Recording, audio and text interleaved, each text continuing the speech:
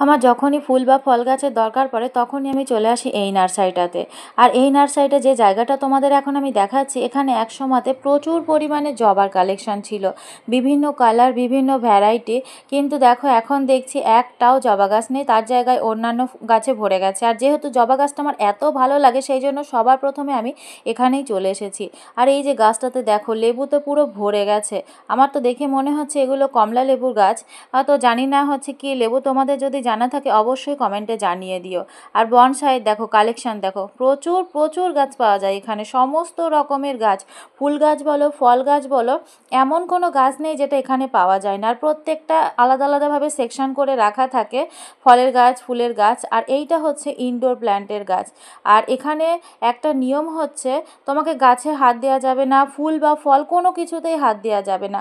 ওরা নিজেরা তুলে দেবে, মানে যে সমস্ত কর্মচারীগুলো থাকে তোমাকে নিজেরা তুলে দেবে, কিন্তু তোমাকে হাত দেওয়া যাবে না। আর এই নার্সারিটা অন্তত 8 থেকে 10 বিঘা জমির উপরে। তো আমার যখন মানে ভালো ভালো চারার দরকার পড়ে তখনই আমি এখানে চলে আসি। আর আজকে এসেছি আমি কিছু সিজনাল গাছের চারা নিতে। এই ফুলটার কালারটা দেখেছো কি সুন্দর, এখানে অনেকে কলা ফুল এরকম বলে থাকে।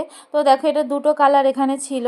যদিও আমি অন্যান্য কিছু ফুল নিইনি, শুধুমাত্র সিজনাল ফুলগুলোই নিয়েছি।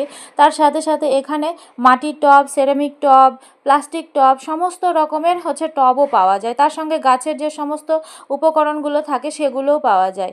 আর নার্সারিটার নাম আশা করি তোমাদের আর বলতে হবে না, ওই যে দেখে নিলে তো। আজকের মতো টাটা।